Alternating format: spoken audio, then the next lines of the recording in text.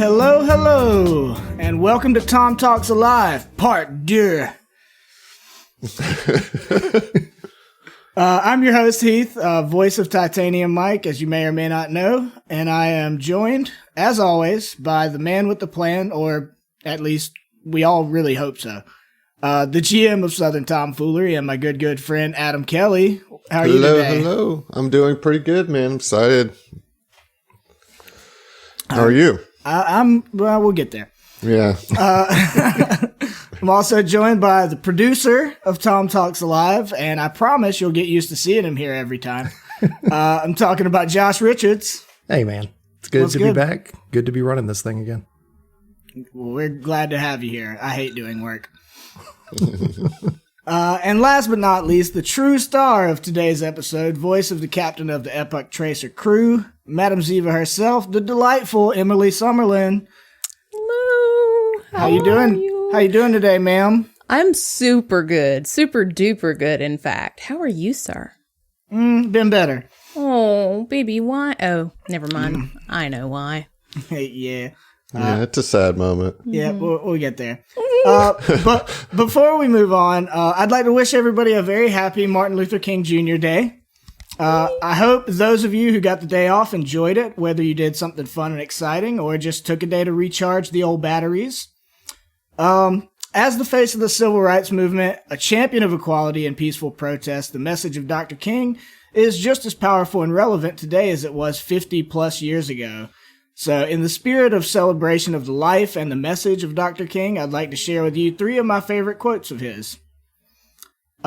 First, if you can't fly, then run. If you can't run, then walk. If you can't walk, then crawl. But whatever you do, you have to keep moving forward.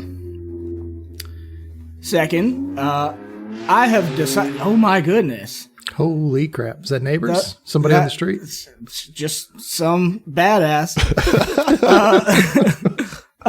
Second quote from Dr. King is, I have decided to stick with love. Hate is too great a burden to bear.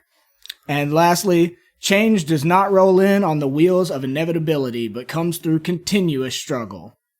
I think I can speak for everybody here when I say, if nothing else, this podcast has shown us the true value of community. And so I encourage all of you, the members of this loving community, to stick with love, to keep moving forward, and to continue the struggle against inequality and hate, because though it's been over 50 years since the passing of Dr. Martin Luther King Jr., as we've seen in the last year, we still have a long way to go, and it takes all of us. That said, my good friends, how are you all doing today? What's going on in your lives today? Till today I'm doing a TOMTalks. Yeah. This is TOMTalks day for me. This is the latter One part thing. of the day, though. Yeah.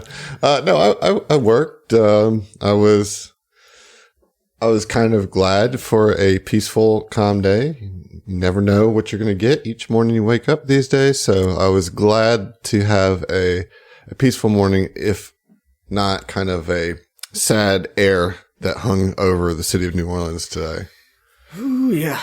Well, that should give you an indication as to how I'm doing today, being the biggest Saints fan most of you people will know. I watched the game last night, and, you know, the Saints lost, obviously, and that's really a bummer. It's the end of an era for Drew Brees, who really lifted up the city for as long as he has. But the man's had an amazing career, so you got to take solace in that. But I will say, like, I drank, 4 or 5 beers during the game, more as the game went on. But when the game was over, I went home and, I went to sleep at 9 o'clock for the first time in probably 5 years. Like, I just said, nope, I'm done. Nothing else fun's going to come of this evening. Yeah. I mean, it was sad because, it was his last game, supposedly. And probably, it is.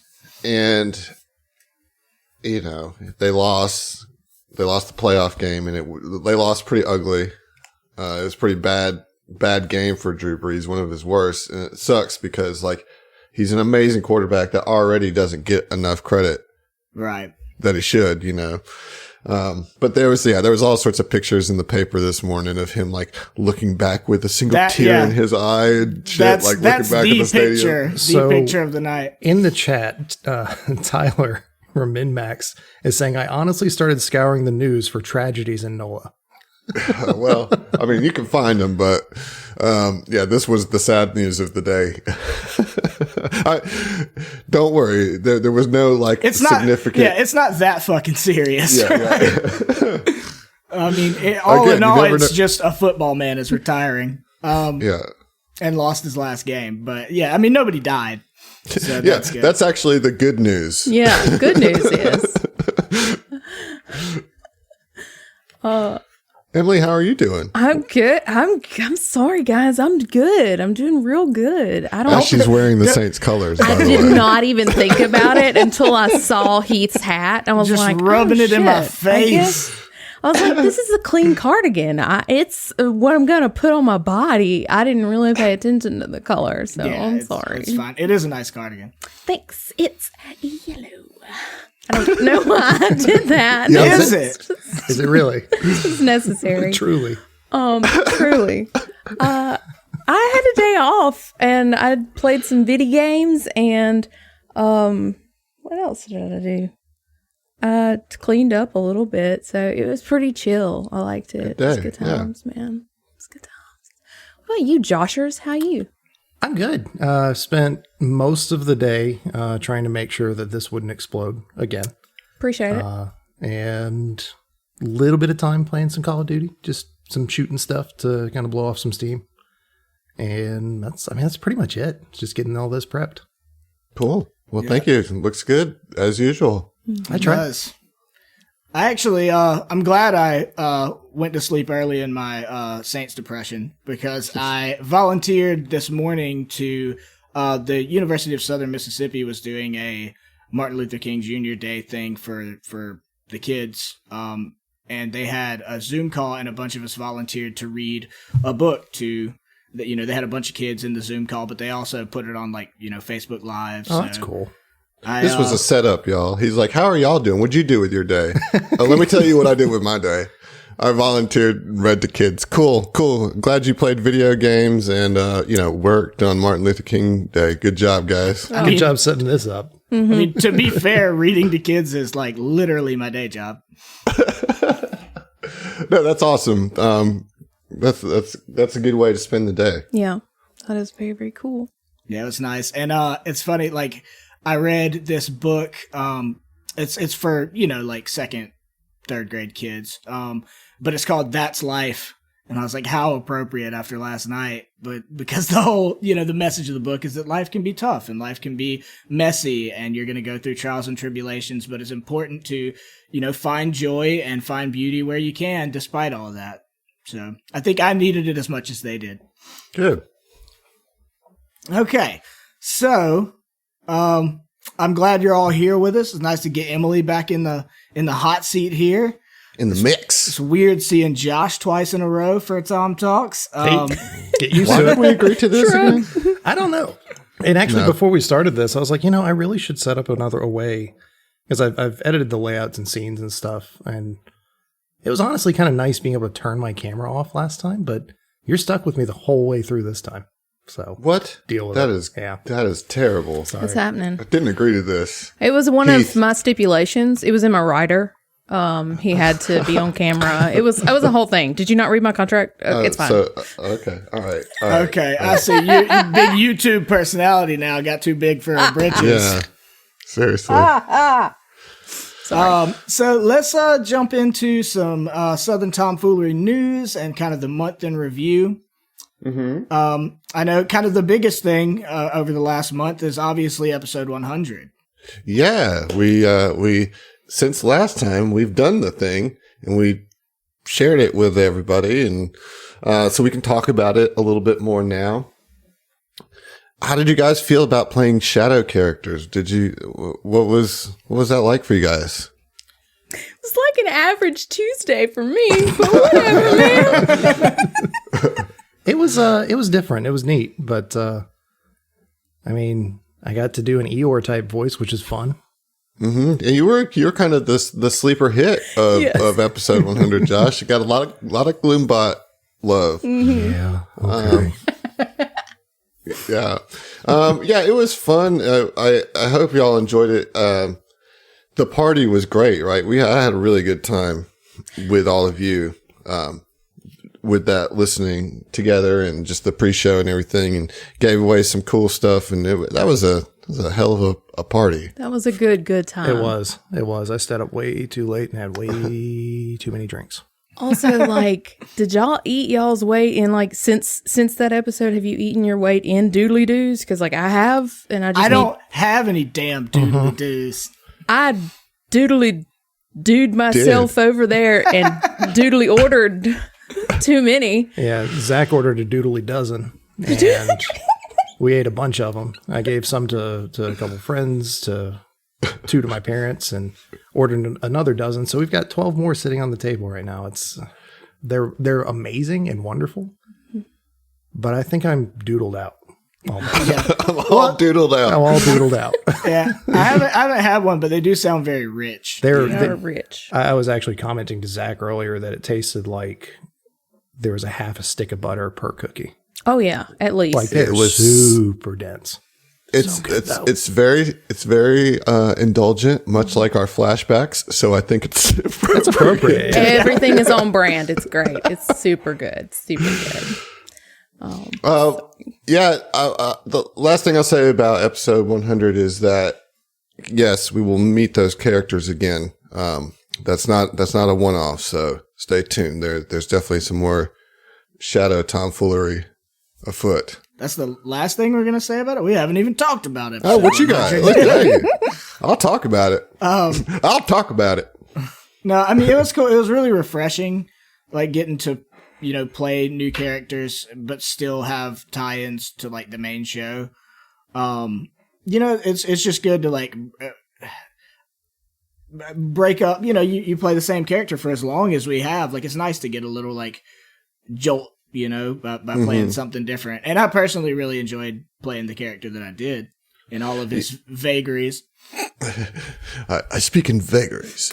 Vagaries. Yeah, like I think vagaries. I think that what showed is when you guys came back to the APA characters, you guys seemed really jazzed to play them. Yeah. And I don't think that's because you didn't like the shadow characters, but like we left your APA characters right after a level up, going into like a place where you got to test out all your new level up stuff. And then we stopped and we did a whole new characters. So I think it felt kind of like coming home a little bit. Maybe that's the vibe I got when we did 101. Yeah. Anyway.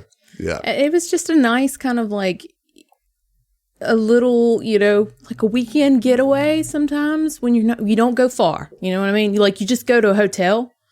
Because if you go too far, then that's just too much work. But if it's just the hotel down the street, that's awesome, man. Please tell me everybody else does that periodically and I'm not just like broadcasting my weird shit. You know what? Everybody's used to that. Whatever. Sure. Yeah. That's I mean, what do you think you do every weekend? Exactly. Yeah. Well, I mean, Heath, you said you liked playing your character. It's a different kind of character for you. Yeah. It's like the opposite of Mike, for sure. Right. I mean, full caster, which is fun. I actually like it. I kind of like to live on either end of the spectrum. Like I like to either play like a beat stick, tanky kind of character, or just like go all the way in and just be looking through my spell list the entire time I'm playing. Right. The half measures is where I don't really often play. What'd y'all think about the vehicle combat? I thought it was interesting. It was interesting. It was just unfamiliar. It's not something we've done a whole lot, and the kind of distances and stuff get tricky. Mm-hmm. It gets a little abstract, I think. Yeah. And we were also like kind of pushing our way through it a little bit to, trying to keep an eye on time and things like that. And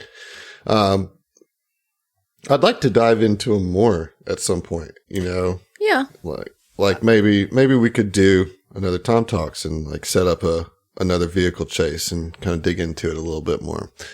Because there's a lot of other, things that could be brought into it. Like it's kind of a modular thing, right? Like you can build really cool shit around. Each zone can have, each zone can have different environmental things. And like, I think that, I was trying to homebrew for the first time while doing mechanics for the first time. And I don't think that I balanced the vehicles properly. I mean, like, cause they were doing so much more damage that it immediately became apparent that the vehicle was what you should target, rather than trying to take out the person on the vehicle. I mean, if you watch Star Wars, to shoot the little speeder and not the trooper on top. Yeah. Well, then I guess it worked out how it was supposed to. Everybody knows that. That's common knowledge, I'm pretty sure. All right. The chase combat or whatever, vehicle combat, it does make for some really weird turns sometimes. Like, I mean, I got off a shot that was like 200 feet away. It's like, if that happened in real life, like, what a legend. It was. Sorry. I was just going to say my production assistant has arrived. So. Okay. See, this is why you don't get the whole camera all the time. Excuse me. Production assistant. Okay. All right. We're in for a long one. Shouldn't have got these two together. Here we go, boys. So yeah, I mean, obviously I don't think we want to dig too much into episode 100, just because in case anybody who is listening hasn't listened to them, we don't want to spoil anything. But it was what? Well, I mean, anything further than what we just did, but yeah, right. But it was a good time. I really think episode 100 turned out interesting and cool. And it was a good change of pace, and I'm interested to go back to those characters, whenever we get a chance to do that. So after that, we've got some Patreon news or changes. Is that correct? That is correct, sir. And if you'll pardon me one moment, I closed the wrong tab because I'm a professional. Hey, Emily, Control-Shift-T will open a tab that you recently closed. Oh my God. Heath, this is going to be a long night. Yeah. I don't even it's just witchcraft. It is. No. So yes, we've recently made some adjustments to a few of our tiers, and let me see here. Just wait, guys. Just you wait. I know what I'm doing. I'm a professional. Oh, man. As you've said. Doing great, Captain. I'm so good at it. Great. So why don't you guys talk to me a little bit about what your favorite tier is? All right, here, I'm going to save you. I'm going to save you. Get it together. Emily, while you're looking that up, Heath, talk to us a little bit about how Fight Rock has been going. It's good. We just did another one this week, actually. I mean, I think we've done 7 so far. Brian, again, has done an outstanding job with the helping us develop the system into the level that it's at now with the extra complexity that it has now. So, I mean, I think from the best I can tell, everyone who's gotten to play it has enjoyed it. It's a unique experience, and it's it's nice to be able to hang out with some of our Patreon folks, and it's equal parts playing a fun like mechanical system and hanging out and shooting the breeze. So yeah, I mean it's been going well. Do you know your record? Yeah, I just won again, so I'm 4-3. 4-3. All right. That suggests a pretty balanced game. Yeah. Who'd you fight last? FL in the Discord. FL, are you out there? You hit us up in Twitch if you're listening. How did that go? What did he play? He played a Lashunta envoy, who was a former it was like a war-based soap opera actor. So it was an interesting time. His whole story being that he, is a former mid-level celebrity that he quit acting for a while and then decided to get back in the spotlight by boxing Titanium Mike. Like, what a bold career choice. There's no such thing as bad press, guys. Like, right. But yeah, I mean, he seemed to have a good time. I mean, the fight didn't go his way, but I mean, that's the dice tell the story in Fight Rock, Yeah. I did feel bad. He rolled pretty poorly on a few of his rounds. So that always, like, as the guy kind of hosting Fight Rock, it always like, I almost want to lose every time just so that the person in there feels better, but I'm also like Michael Jordan said, like, I got a competition problem, Yeah. Yeah. So, I'm always torn between, like, I want to win, but I want them to win. So, I mean, all right. Mike wouldn't pull punches though, would he? No, definitely not. So, Emily, are you with it? Speaking of Fight Rock. Oh, okay. Here we go. We got back around. So y'all, this is just a little taste of how it goes when we record every Thursday night. Mm-hmm. The amount of editing that goes to get us to what you actually hear.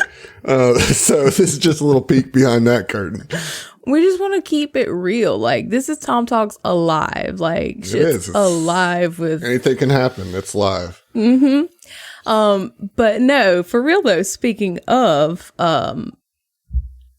Fight Rock, so we've made some recent changes to our Patreon tiers because we have had an amazingly beautiful, wonderful, and we are so very grateful for influx of $10 tiers. We have actually had to reallocate Fight Rock to a higher level tier because there's literally only so much of Heath and Brian to go around to make the Fight Rock matches happen. We had to essentially make the supply meet the demand. So nailed it. Reverse it. God, I'm so good at words. So Fight Rock matches are now available at the Pools of Paradise VIP $25 a month tier. But in place of where the Fight Rock was on the $10 tier. Before you get to that, I just want to interject to clarify that all of you that were eligible prior to this change, you are still in queue for your fight. So nobody who had already been eligible for that is getting screwed. You're still going to get your fight, but we're just, any future fights, we just had to bump that up. All right, go ahead. That is very correct. And thank you very much for making that point. So in place of that on the $10 tier, you will now be able to, if you are at the Apollo Protection Agency Loyalty Agent $10 tier, you will now be able to submit critical fumbles and critical hits for our Fly Free or Die campaign. Yes. Yeah. Yes. Nice. I think that is really exciting, and I really can't wait to see what y'all come up with. My advice to you is fuck with Zach as much as you can. I agree. But not too much, like, because I do really love the guy, so don't give him an aneurysm. But like, this is your opportunity to put your stamp on some of the combats, and we wanted to have something that was unique to Fly Free or Die. Yeah. And so we'd heard some chatter about listeners submitted criticals, and I think that's a great place for it. I'm excited to see, like Adam said, what you guys come up with. I think it's going to be a lot of fun. So encourage you to go ahead and start. If you're at the $10 tier now, go ahead and start submitting those so we can build up a really strong deck before we even start playing. So we're not looking, Yeah. And then, aside from that, like, we're just excited that we're going to get the chance to play Fly Free or Die. Oh my gosh. Like, dude, Fly Free or Die, baby. There it is. There it is. It's going to be a good time. Mm-hmm. It is. Any other changes? I mean, we do have the $50 and $100 tier, and I guess we've talked about that at some point before. Yeah. I will just say, the $50 is limited to 15 slots are available. I think we have 14 of it. I don't know. Don't quote me on that. I'll have to double check. But with that, it's, everything that's available at the previous tiers, as well as you get to sit down with me on a special video call, not in person, where you'll help to design an NPC, monster, or encounter for Hacky Sack Heroes. So you kind of get to be a part of that. And for the $100 slot, the APA affiliate tier, everything listed beforehand, and twice per year STF will run you through an SFS or Pathfinder 2nd Edition scenario. So, yeah. SFS being Starfinder Society. That is correct, yes. Get to play with us. So... Yeah, and I mean, I'm really excited about both of those. Like, to be able to, if we get some more, $100 people to be able to run games for people is always an exciting prospect. But I'm particularly excited to see people creating monsters to put into Hacky Sack Heroes and see what random wackiness that leads us into. Yeah. All right. Well, enough with the STF commercial. What else we got? So I believe we have nailed down our next guest for STFU. That's Southern Tomfoolery. Is it unlimited or unplugged? I always forget. Unlimited. Unlimited. That is not shut the fuck up. I mean, it kind of is, but it's a little bit. Yeah. A little column A, a little column B, Right. So who's our next guest? Well, producer, I hope you're ready for this. Oh, I am. Because our next guest, we're very pleased to announce that the Dice Crisis is going to come join us. We're just going to have a chat. We haven't had the opportunity to speak with them, and they're one of the members of the FFS collective. So we're really looking forward to having Kyle and Allard on the show, and that's going to be coming up. We're going to record that show on the 30th, so likely it will come out either that night or the 31st. So really looking forward to talking to them. They are running Second Darkness, which is actually a pre-1E AP when Paizo was still doing 3.5 adventures. Oh, wow. But they have converted it to 1E, which is, this kind of interesting concept. And they do a really good job. Great sound production. They're all audio engineers or musicians or something, so that everybody knows what they're doing with the production. It sounds great. And I'm looking forward to talking to them. So. Yeah, well, that's gonna be a good one. How many people are in the Dice Crisis? Don't they have a small party? They do. It's three-player party and a GM, and they have an occasional fourth player who plays a bard that just comes in whenever he's back home from tour. They've got their own Tucker McGuire. Mm-hmm. They do, yeah. Well, that'll be a good time. I'm looking forward to it. Mm-hmm. Okay, so all of the sort of businessy stuff out of the way. You guys want to talk about corruptions? Let's do it. That's the main topic of the evening. Who wants to talk about corruptions? I'm going to let you guys talk about it. I'm out of here. I mean, Emily's here, so she corrupts people left, right, and center. That is not accurate. I just encourage behaviors that might otherwise be considered inappropriate. Oh, sounds like exactly what corrupting people is. Emily, you and your character has been at the core of this corruption of Signal Screams. I mean, everybody has it, but I think there's no doubt that you have leaned into it the most and also have had the most emotional response as a player to it as well. Yeah. What are your general thoughts about corruption? I'm curious. So I this is going to shock you guys, I know, but I really like corruption. The concept of the mechanic itself in role-playing games, and not even just with TTRPGs, like even within, computer or like games, like video games. There we go. Yeah. All I could think was computer games, but I was like, Even other people within- play on consoles, Emily, come on. Even within my computer programs. Y'all know they got viruses in them computers. Let's hope No, not. but I just love the opportunity that it provides for storytelling, for role play, for just kind of in-game options that you have that you might not otherwise see, and that depending on how you use it, it can just create scenarios and situations that your character would otherwise never willingly put themselves into.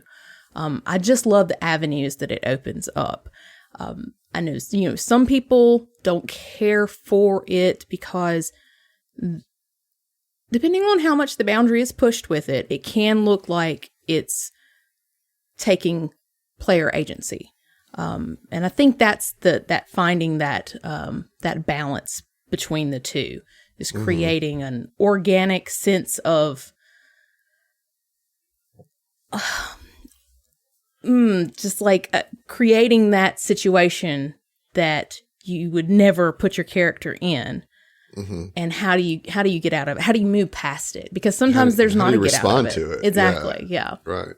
So I love it all the way around, from like interpersonal communicating with your party level to like the mechanics of it. It just makes me happy.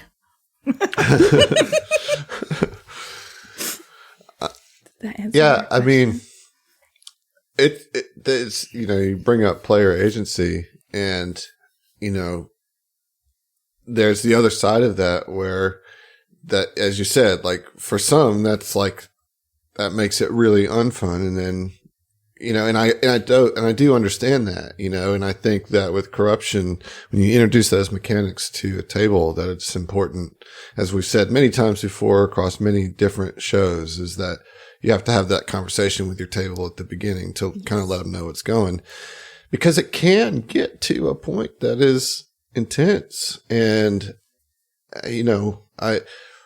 we talked about before, I'd like you to share a little bit about when it got to that breaking point for you, who's somebody who's like very into it. Like when I first brought this to you, you were excited. Like, you're like, yeah, I'm all into it, and then we got to the moment where there was those consequences of some of your decisions. And,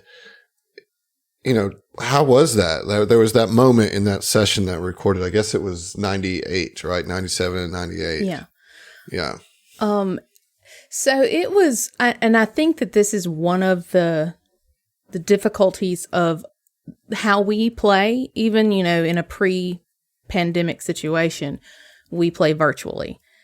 And I think had we all been around a physical table, it may have been easier, but there again, it may have been more difficult. Yeah, maybe not. Exactly. So, there was a moment, I won't spoil anything, but essentially where Ziva, the character, had done something that could be construed as horrible, depending on who's looking at it and how they're looking at it. And Emily, the human, was trying to differentiate the feelings from my teammates versus the crewmate characters. Like, but basically, we're role playing an intense scene, and sometimes, and that's what I love about role play, is that you can get into these situations where it's hard to disconnect your character from yourself, your emotions from your characters. And that's kind of what we hit there. And I mean, we wound up, having to take a break and sort of just talk out, through everything, as a table. And I really needed that. And had we not done that, I don't think that the episode would have been, I don't think it would have hit properly. I don't think that I would have been able to kind of deliver the same way. So that's one of the things that I think is, like Adam said, really, really important, is making sure that your table is aware before you go into these kind of scenarios and situations with corruption and just heavy topics in general. Know the boundaries of your team, of your players, for your GM, and know when you need to stop and reconnect with people as people. Yeah, I think that's important is knowing, and I got to give credit where it's due, is Zach was the one who said, okay, hey, like, hold on, Emily, are you okay? Cause it started getting very visual that Emily was having a hard time continuing to stay in character because all of us as people were like really, feeling this moment and feeling there was like a sense of betrayal that was emanating from the moment. And we could tell that Emily was feeling like she had betrayed her friends, and and Zach was astute enough to notice that and stop us and say, hey, let's talk about it. Like, we're cool, like this is just, this is just the story that's going on. And it's important to have that awareness and I'm glad that there was a player there that aided me in that, because sometimes it's hard for the GM to keep up with what's going on with trying to keep everything together. And I was just thankful to have that assistance, there. Well, and I was glad that, we, Zach in particular, but as a group, had the wherewithal to like stop and take a moment or whatever, because I kind of also was, I don't think I had as much of a difficult time as Emily did, but I felt kind of partially responsible for like her reaction. I felt like I was the straw that broke the camel's back. So like, I think we all needed to like take a minute, and like I needed to assure Emily, like, I know I love you. It's fine. Like, we're just playing characters, and that's the thing, it only takes like one line delivered in such a real fashion to kind of like snap somebody, like get them out of like the role playing mindset into the, oh my God, like I did something wrong here, didn't I? No. So I was very appreciative that you guys, kind of said, hey, let's take a break. Let's talk this through. And it helped me to sort of re-solidify the scene. Like, why you this came happened. back. Yeah. You came back like and delivered a fucking hell of a speech, like, and laid it down, and it was good. And we moved through it and got through it as a group, as friends and as characters and everything. And corruption can lead to those moments, and that's a dangerous game to play if you are irresponsible with it, and I would have been totally dismayed and hated it if we had ended that session and you walked away with it feeling like everybody was mad at you, or that you had made the wrong decisions as a player and as a character, and that like everything was bad, because this game is ultimately supposed to be fun. Yeah. And it's tough when you do a horror campaign and you do these heavy, grimdark episodes, because by design, they have an emotional impact, Yeah. So it is what it is, but corruption is not unique to Starfinder, is it, Heath? No, it isn't. I feel very targeted. Well, you had hands-on experience with it in that 5e game that we did years ago. You mean Tomb? No, in Taken King. Storm King. Sorry. I was like, we're playing Destiny. I don't know why I've got Destiny on the mind.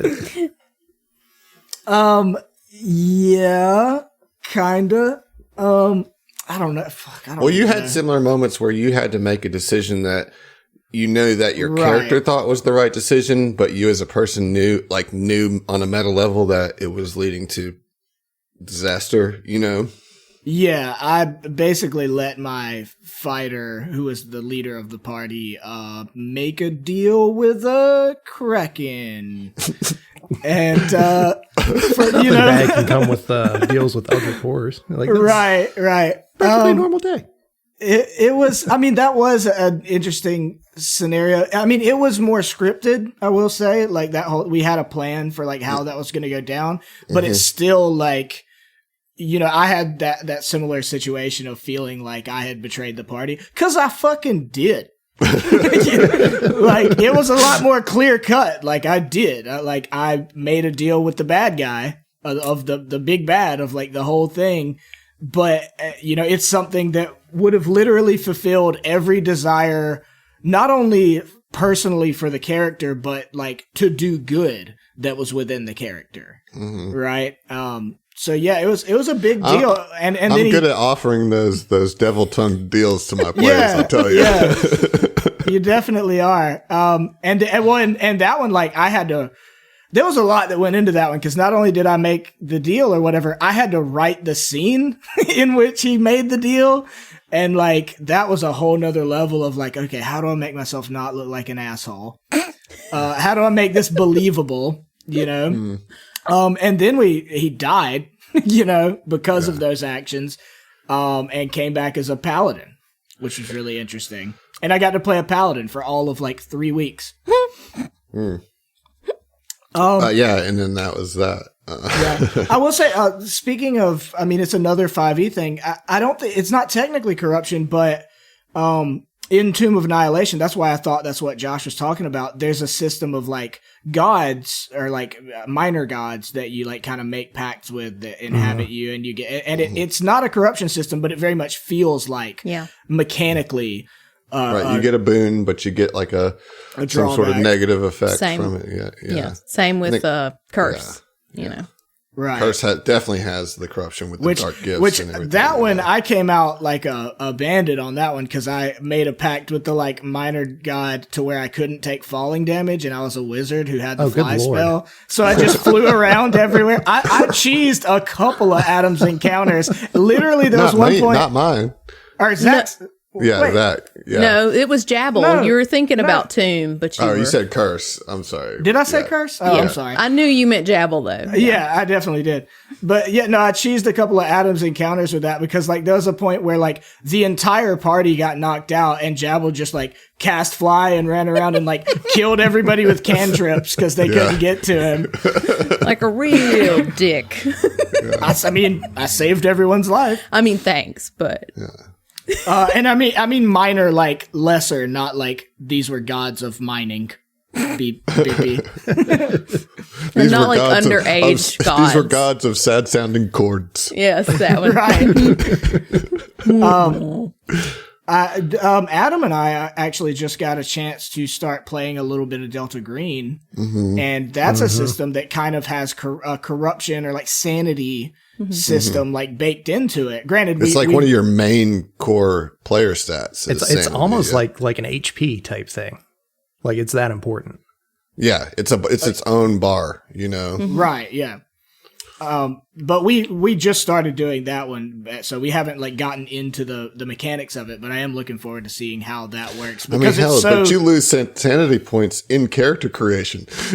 You know, you're like, you can. I was the one that didn't, because I was like, nah, I'm good. Like I'm keeping my sanity. Yeah, Brian was like, oh, just tell me some things about your character. You know, what happened here? What happened here? And we're like, yeah, we saw this or did this. Okay, cool. Go ahead and take 20 points off your sanity before we even start playing. I was like, oh shit. You know? That's why I made the most like well-adjusted, like reasonable character I could. Like, no, he doesn't have any trauma in his backstory, but whatsoever. Though on the flip side, and this probably is up to GM discretion, those who have seen it and been around it before may be more resilient to it in the future. Well, that's how it balances out in the system. So like if you have a decrease in sanity, you get like a boost towards some sort of like, you know, you have this experience that, so you're a little bit more resilient to it. I mean, it's a really cool way that Delta Green lays it out, you know, and it's based on what Call of Cthulhu, right?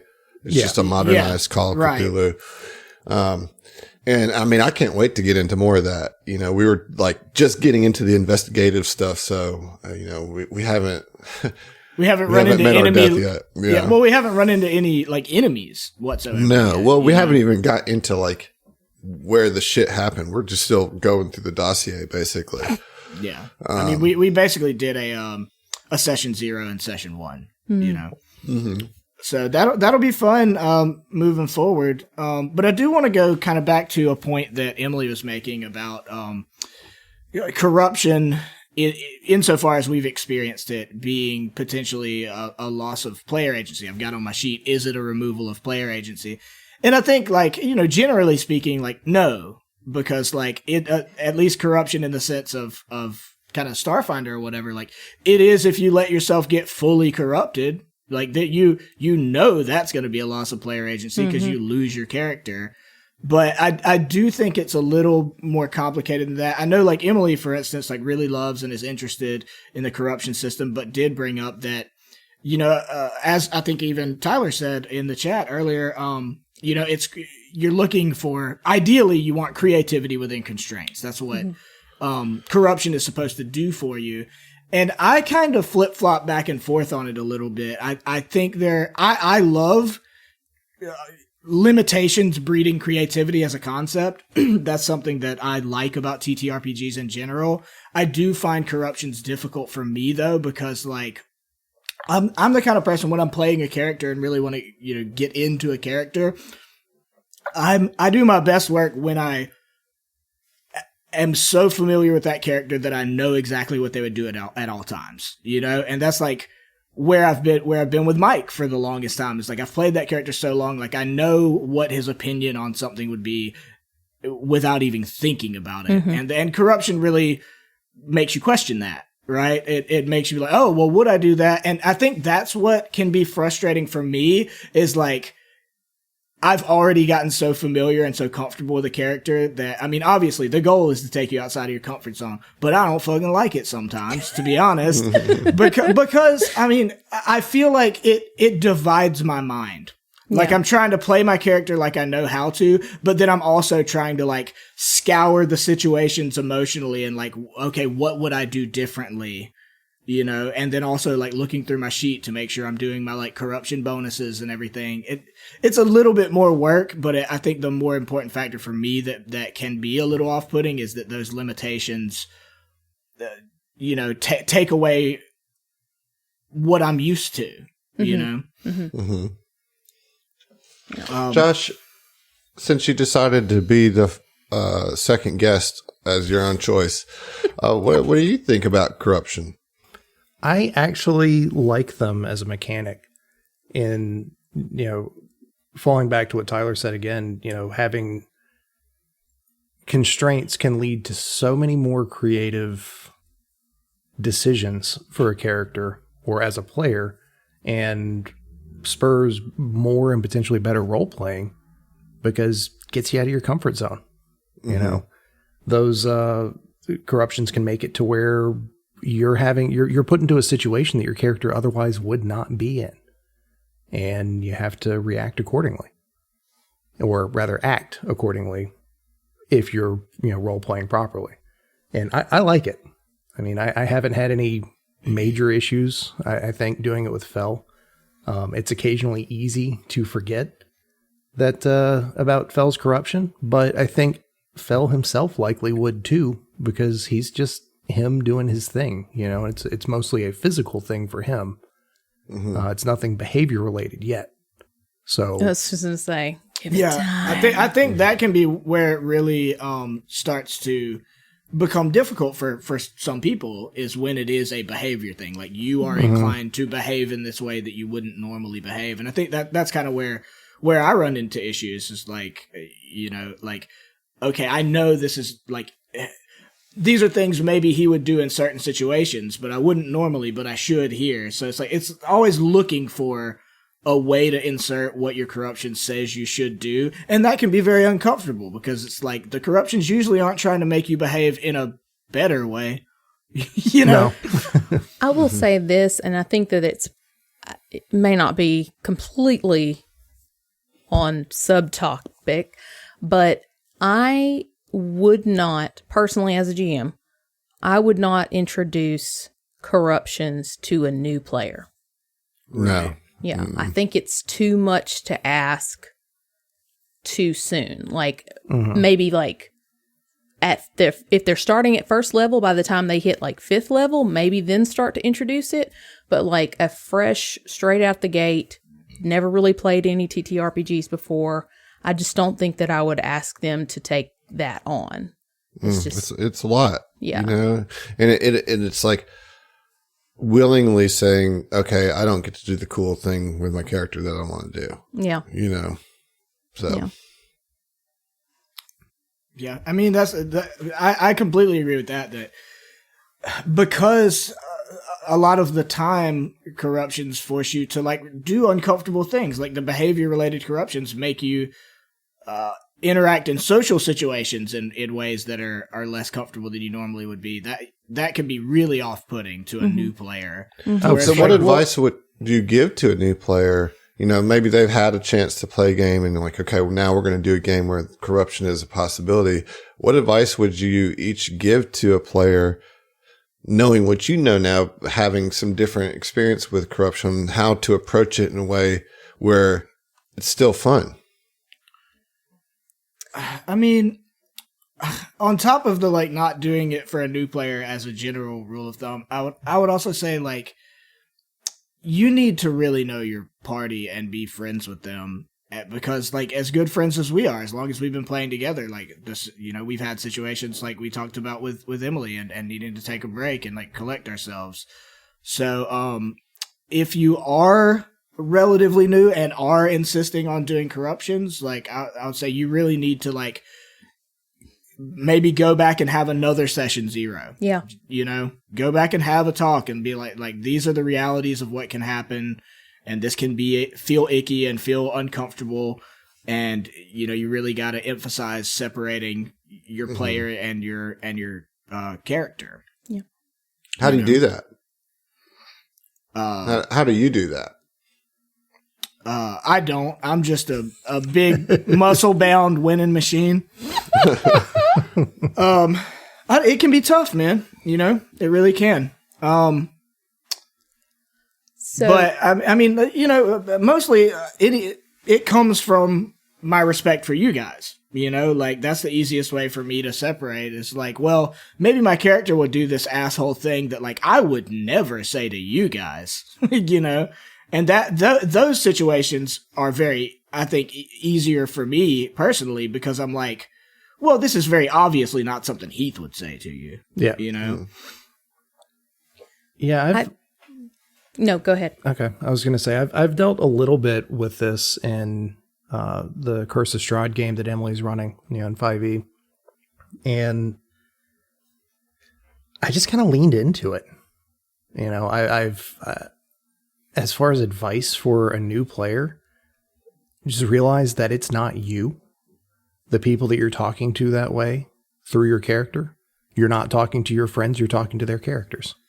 You have to be able to put a wall in between yourself and your character and the other players and the GM and their characters. You know, you have to be able to compartmentalize. And if you can't, then maybe it's not something that, you know, would be a good idea to try to do. Yeah. Well, and I think as much as I hate for things to go back to like the GM needs to make the hard choices here, like I do think to some degree, like if a GM is considering corruptions as a mechanic in his games, he needs to take a good hard look in the mirror and a good hard look at his party and say like, okay, is this something they're going to react well to? Is this something they're emotionally stable enough for? Something they're ready for? And is this something I'm not going to abuse or exploit to the point that's going to piss them off and make them not want to play this game? You know? Right. Yeah.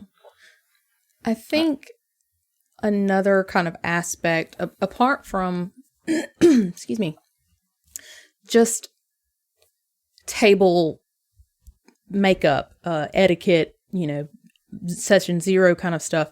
I think one thing that I would suggest to like a new player is working on not only, you know, setting up those boundaries with yourself and with your GM and with your players, but set up the scene. Try and work on being in the mindset of that corrupted character. because you could have, X amount of levels that you, like Heath said, you've spent building this character that has a certain mindset. And then when the corruption effects come in and you're supposed to change certain aspects of your behavior, or certain, physical traits change about you, or how you act in battle, creating a scene in your head, or at least this is my very personal suggestion. I have a weird scene in my head of Ziva in like this man in the middle kind of room. And on one side of the room, or on either side of the room, are double-sided glass, And on one side of the glass is a completely uncorrupted Ziva, and on the other is a completely corrupted Ziva. And I like to kind of play a situation and say, how would this one react? How would this one react? And then I kind of split the difference with the actual character that I'm playing at the time. So kind of creating anchor points, I guess, in your mind of what the character would do. So you can sort of set those boundaries. Well, that's a way to, what you're basically describing is a good trick, I think, to visualize what is a spectrum. Yeah. Yeah. Right. Like, I think that's excellent advice. Yeah. Here are my two extremes. Mm-hmm. Now, I probably don't want to do either of those, right? I want to be somewhere in the middle most of the time if I have a corruption, right? Exactly. So, and reading into things, or reading up on things rather, or, watching movies, get yourself in the right headspace for what these corruptions could look like, how you could respond to them in a scene. I think just kind of getting yourself in that headspace to go and play the game is really helpful. Like Adam suggested some really good reading and some good movies before we ever started Signal of Screams, and it really helped me kind of like set up some expectations and things that I was like, if this happens, I would like to try and squirrel this in, so I like preparing, getting yourself in that mindset. I think it's a lot of fun. Well, that does lead me to my next question, which was, and you kind of answered it a little bit for yourself, but I have kind of a twofold question. First, do you guys as players, I don't mean to exclude you, Adam, but you've played as other characters, so this could work for you, I guess, as well. But do you guys have any like rituals or particular things that you do to get into character before a recording session, like in general? But then also, do you have those things for getting in the mindset of a corrupted PC? No, I'm going to be a bummer and say not really.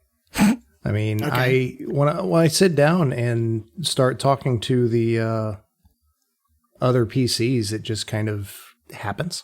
Or talking to an NPC, Fel is, I think a lot of it has to do with Fel being very close to who I am.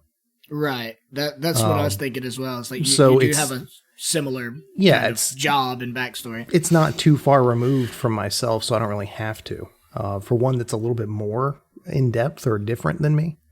I don't want to say Fel's not in depth, but I don't know. I guess we'll see when that happens.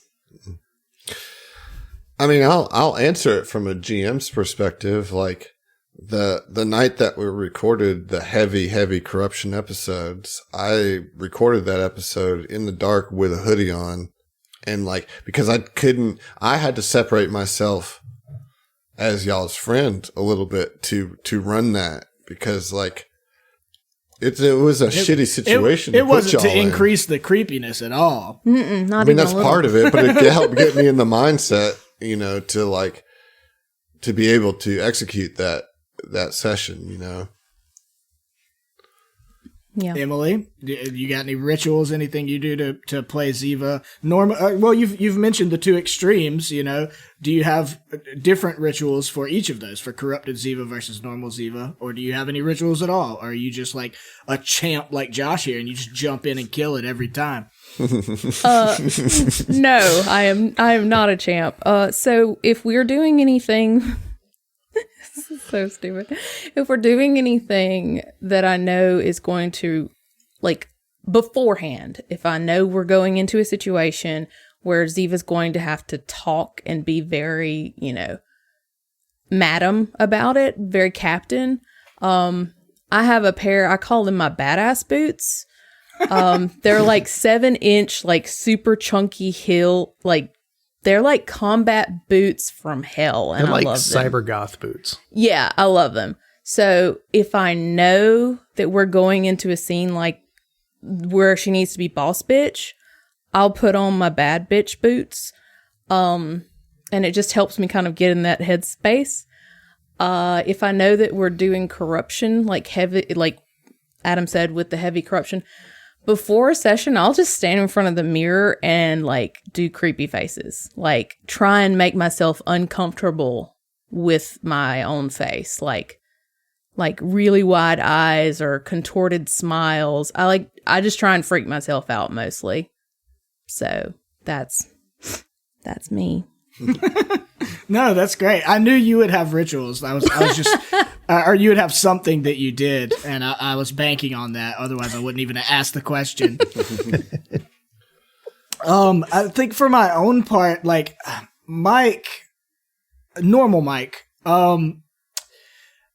as different as we are physically, like I think there's a lot of truth to who I am within normal Mike, like just his general demeanor and like tone of speech, is kind of direct but kind of funny and amiable most of the time. But with corrupted Mike, I don't really have anything I do, because I feel like if I tried to find some kind of ritual or some kind of practice to get myself in the swing of what his corruption is, I mean, because his corruption is like intimidation based. It's like being a fucking asshole. Like I don't want to do anything to like become a better asshole, So, but I mean, I watch a lot of fights, I watch a lot of like, a decent amount of like action movies and stuff, and try to pay attention to when there are scenes. Do you guys do this thing now because you're like TTRPG player veterans, where like when you're watching movies, I mean, you've been playing for long enough that it's a part of you, but you're like watching movies and you're like just tallying like what their roles were? Oh yeah. Yeah. I watched Fellowship of the Ring the other day, and the whole time I was just like, oh, they sucked on that roll. Right.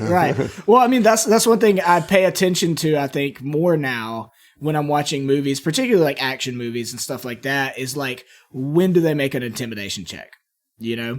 And generally it's a very successful intimidation check, and that's good inspiration for me. It's like, it's how to more effectively and believably like say badass shit. Yeah. So, I mean, I just keep my eye on that to try to increase my ability to say things that are intimidating in a convincing way and not sound like a dork. I'm gonna say you watching a lot of Carl Urban. I think we're going to talk about some what we've been watching when we come back from the intermission. Yep. That's about that time, huh? I think it's about intermission time. Good conversation on the corruptions. I mean, there's so much you could talk about with corruptions, but I also think we're kind of limited in that, like, I don't think any of us have really played that extensively with corruptions, And certainly not in other gaming systems. Right. Right. I think that it's definitely got my interest in them. I would like to explore different. I'm curious to see where it goes with Delta Green. I'm curious to see. I think in the chat, ERL was talking about Burning Wheel. Apparently has a pretty robust corruption system that's like actually built into what is player that? incentive. I don't even Burning know. Wheel is like another TTRPG system. I've never heard of that. Yeah. But yeah, maybe we'll talk about that a little bit more after the intermission. Right. Everybody go get yourself a drink, a refreshment. Get your thinking caps on. We got some hard trivia questions tonight. Yep. We do. And we've got listener questions coming up. So Yeah. So get those listener questions in there too. You guys have right about Just like last time, 12 minutes. 12 minutes. See you in 12. See you in 12.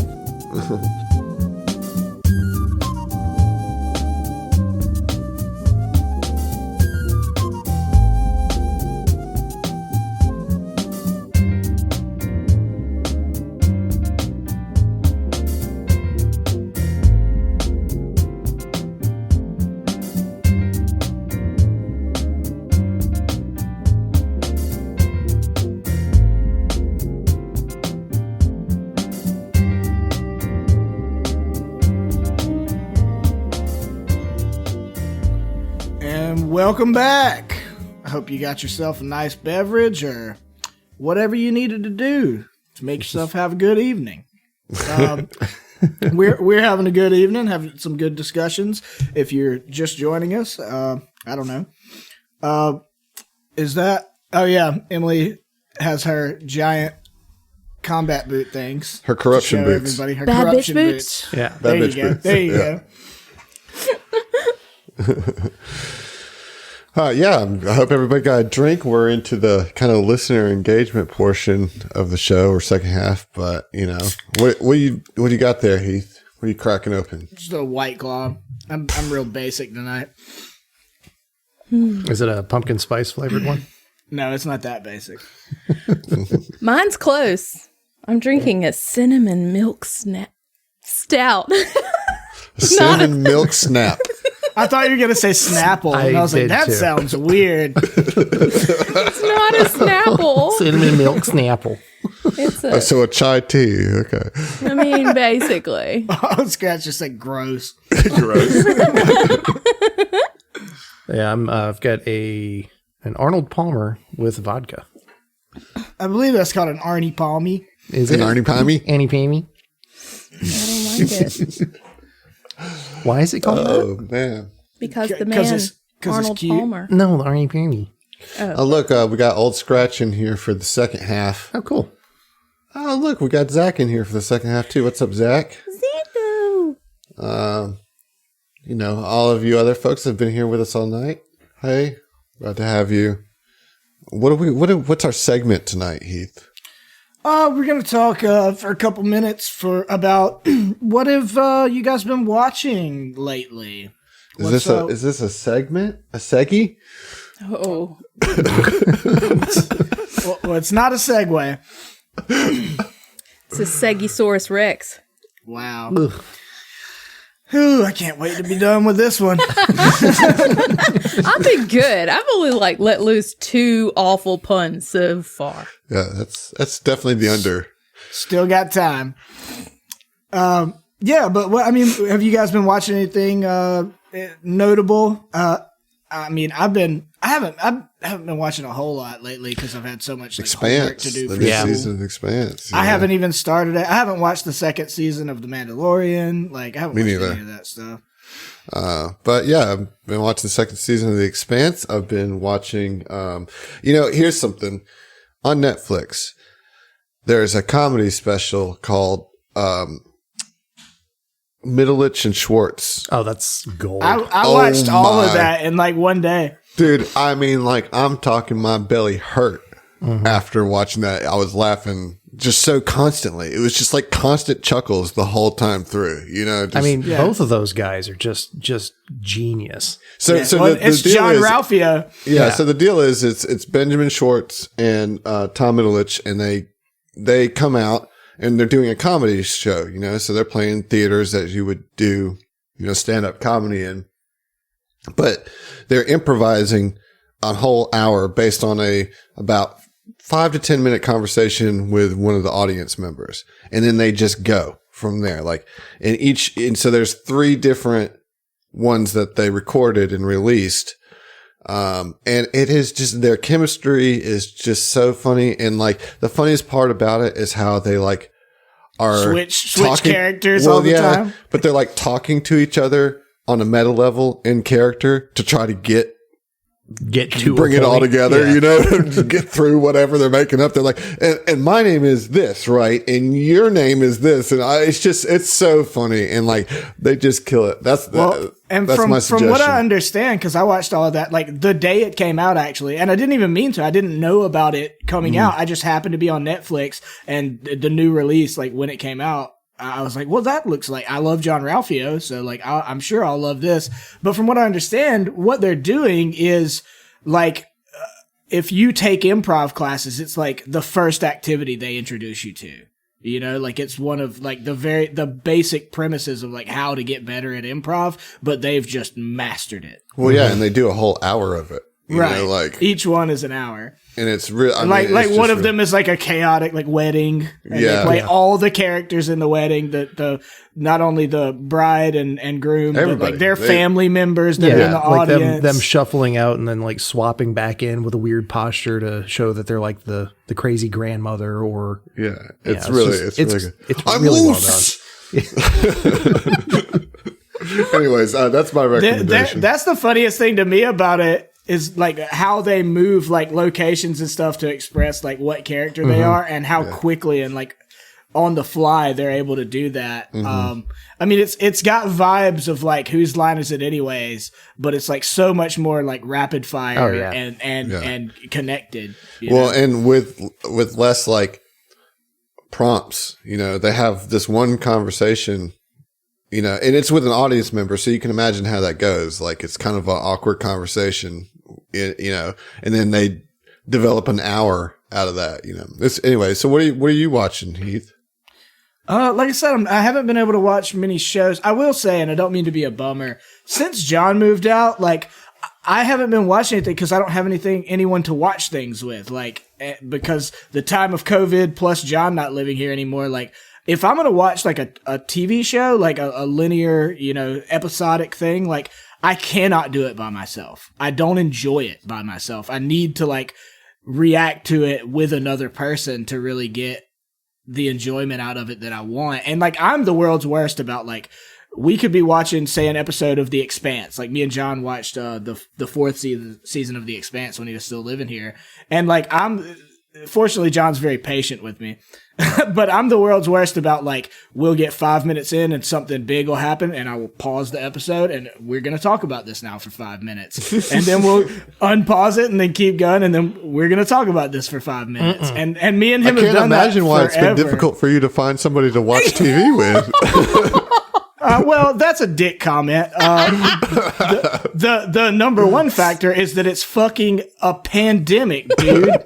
Like, people aren't seeing each other. But no, I mean, me and John are like such good friends like that we both do that when we're watching stuff together because we want to suss out lore and details in depth, like in the moment. Right. And we get a lot out of that as friends. And I mean, me and John work like that, like we build theoretical characters and stuff for Starfinder and stuff together like all the time when he was living here. So, yeah, I mean, like, other than me apparently being a horrible person for pausing TV shows, like, I haven't had anybody to engage with. I think that's, for me, like, media in general is meant to be consumed with friends. And, like, I just don't have anybody to, like, really enjoy and watch things with. Now, if it's something, that's more, like, of an emotional bent or whatever that I can really get something out of by myself, that works. But if it was something big like Game of Thrones or The Expanse or whatever, like I want to be there with other people that are reacting viscerally to what's happening, even if we're not pausing it every 10 minutes. Yeah, I do get the like kind of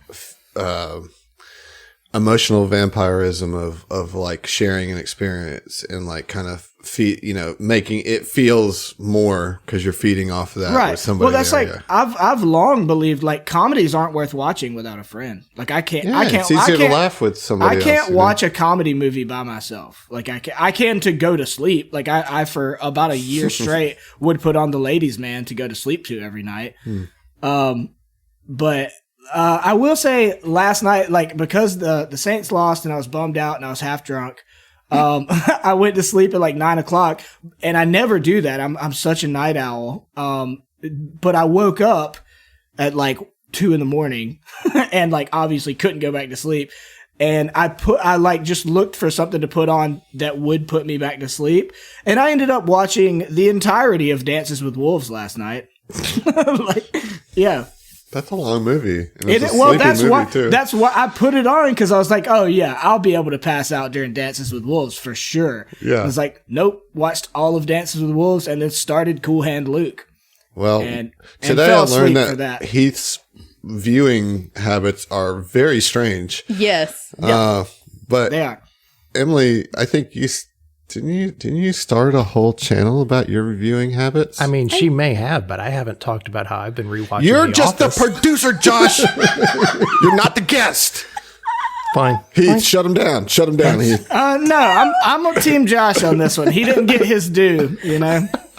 See, you guys are going to regret this because I've been watching anime. I already know. Oh, what have you been watching? Started watching ReZero, which it's one of those that. You did this, Heath. Yeah, you're welcome, Heath. Thanks. It's fine. It's fine. I've got a follow up. Yeah, so guy gets killed and wakes up in fantasy world, similar to like Sword Art Online or one of those isekai. Log I think. Horizon. Log Go Horizon. on. It's a whole anime trope. Well, tons of series do this, but he's stuck in kind of a Groundhog's Day type thing, to where he goes through and gets brutally killed at the end of the first episode. Minor spoilers. And is trying to get Minor. You're supposed to say that before you say the spoiler. It's really not that big a deal. But he is basically doing like Edge of Tomorrow or Groundhog Day, or trying to figure out the right order of events to do stuff to be able to keep everybody alive, to be able to, get through it. It's been interesting so far. Mm-hmm. Okay. So like a new take on a kind of a classic trope. Yeah. And aside from that, like I said, rewatching The Office. Haven't seen it since Netflix did DVDs, and only DVDs, pre-streaming Netflix. Wow. I was watching clips of The Office today just on YouTube. Yeah, and it's still really good. Like, I don't like Michael Scott as a character, but everything about that show is just... You're supposed to hate it. Exactly. Like, I get As a character, I think he's great. As a person, he's horrible. Well, I mean, he is the cringe of that show. Yeah. Like, that that's show the starts to suck defining when he's feature. not there. Like, Right. it's not as good without him. Wait, he leaves the show? I thought they stopped at that season. Yeah, they do. They might Don't as worry well about have. Yeah, it's like How I Met Your Mother stopped at season, 8? 7, I think? I don't know. I will say, speaking of anime, I got like 2 weeks ago, I think, I got real drunk. Like, I was just like playing video games and smashed like a bunch of beers, and it got like 2 or 3 in the morning, and I decided in that moment I needed to watch Dragon Ball Z. And like and I got a Funimation account. I got the free 30-day trial just to watch it, and I put on 1 episode and passed the fuck out. And I've in that 2 weeks watched like 7 episodes. Like, it's not going to be worth even having the account, I just decided I had to have some Dragon Ball Z nostalgia Sometimes in you that need it, man. moment. I mean, I think that was a very good drunk purchase. I think that was solid. A drunk-free purchase. Yes, exactly. Which is the best kind of purchase. Yeah, man. Watching stuff is great. In fact, So much so. You made her transition into her own bit. I tried, Emily. Listen, I I tried. appreciated it, Adam. Heath let the Josh train through, and I'm not taking any responsibility for that. Neither am I. No, of course not. Why would you? That's what I appreciate about you, Josh. No, I will totally segue myself. I'm pretty good at it. No, that's a higher Patreon level, dude. Excuse That's me. fair. No, yes, you're right. I started a thing. So we've been like joking about it for. I'm going to need you to be more specific. I'm going to get there. It's called the build up, son. Good Lord. Anyways, y'all know how I ain't never seen no movies basically ever. We are rectifying that. I have started a YouTube channel. It's called Summerlin Creative. It's basically where my husband and I go through the list of I just looked, it's over 300 movies that I haven't seen. It's a big list. It's a big list. And it's like basically like culturally important or I guess pop culture, the films that It's everybody stuff that you should have seen. Exactly. It's like canonical, like American movie history. Yeah. You know? Yeah. And so far we have watched 17 movies.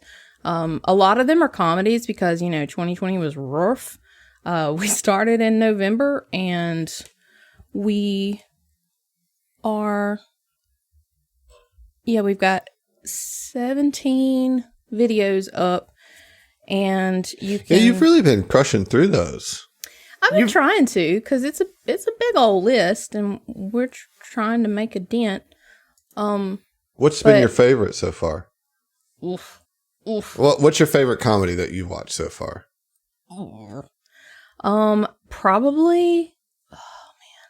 Probably Hot Shots. Hot Shots? Yeah. Have you seen part two? Have you seen part I have seen part 2, and I liked the original slightly better because Lloyd Bridges' character is hilarious. Well, Lloyd Bridges is hilarious. Mm-hmm. But the bit about him tripping on a crab, like, y'all, for like weeks after we saw that fucking movie, I was just like, y'all know I am not the most graceful creature this side of anywhere. This side of anywhere. So I trip a lot, or I stumble, walk into shit, and I'm like, even on Planet Clumsy, I'm the worst. So yeah, I definitely like Hot Shots. That one was good. What movie surprised you the most? Like, probably, I'm gonna say Planes, Trains, and Automobiles, because I did not anticipate to get. I didn't think I would enjoy it as much as I did. I love that movie. It's like really good. The other one that was just like so stupid, but I really appreciated it. Like it's good stupid. This Total Recall. Because Jesus. Just, y'all, if you've never seen it, go watch it. Get your ass to Mars. That's all I can say. Also, after I watched that, I got a shirt with Benny on it. It says, "Hey man, I got 5 kids to feed." It's the greatest shirt that I own. But Matthew and I have kind of been just sort of smashing through there. We're trying to do 2 videos a week. Release schedule is release a video on Sunday and Thursday. So we're just kind of plowing through that. You can find the channel on the YouTubes. You can just search for Summerlin Creative. Don't you have another channel now? I do. If you want to see the list, there's actually a link to the list of all the movies on the channel, so you can go through there and see if anything's missing. The other thing that we're doing, and this is literally, I just recorded the first session today. I am doing a separate YouTube channel called Possum Fox, where I will be doing video games, like do Let's Plays or kind of reviews, or, just kind of getting back into video gaming because life got crazy for a few years and I got real into TTRPGs and, am still. But I missed out on a lot of video games, so I'm trying to sort of get back into that and just kind of doing a playthrough of a few different, like, really big games, and then probably going to be dipping back into some of my old favorites. Like what? Those be? Yeah. What did you say? We're all you like, said, what? Tell us what it is. Well, you said you just recorded the first one? Mm-hmm. So what video game are you playing in the first one? Red Dead Redemption 2. Oh, okay. What a great story in a mediocre game. Thank you. Because I know, at me. I don't give a shit. At me. Okay. Trust me. Yeah. Anyway, I'm with that. So far, my first 2 hours of gameplay, I think that either I am really, really terrible at this game, or I really need to go in and figure out what the fuck I'm doing with the controls, because obviously things are off. Like, I'm running into shit and people get mad at me. Yep. Playing You with- accidentally pull your gun in town and then you're wanted for, 20 minutes. I don't know how to ride a horse, apparently, which isn't fair because I do in real life. So, Are you playing petty. with mouse and keyboard or a controller? yeah, mouse and keyboard. Because that game was built with a controller in mind. Just It fair still warning. sucks. That's hot take. I haven't played it, but I played it. I hate the controls in that game. Dude, I hate the game design. Sorry, I'm not trying to be a hater because it is such a good story and it's a really pretty world. But It's like, the it's best not. game It's that I'd not rather fun to watch. play. Yeah. It's like Well, it's to me, it's like The Last of Us. I'd rather watch someone else play it than play it myself. Well, so far, like you said, the visuals are awesome. Yeah. I'm looking forward to just kind of dicking around and riding my horse places. But I was drawn to it because it sort of, like, the little bit of gameplay that I've seen, like Matthew's played it and I kind of watch over his shoulder a little bit. But like, it gave me sort of like Cowboy Skyrim feels, and I Skyrim see that. and Dragon Age Inquisition were like my games for a hot minute. Like, they were the ones, and still are the ones, that I kind of go back and play periodically. So what are you when going I'm to play just like, after Red Dead? You said some old favorites.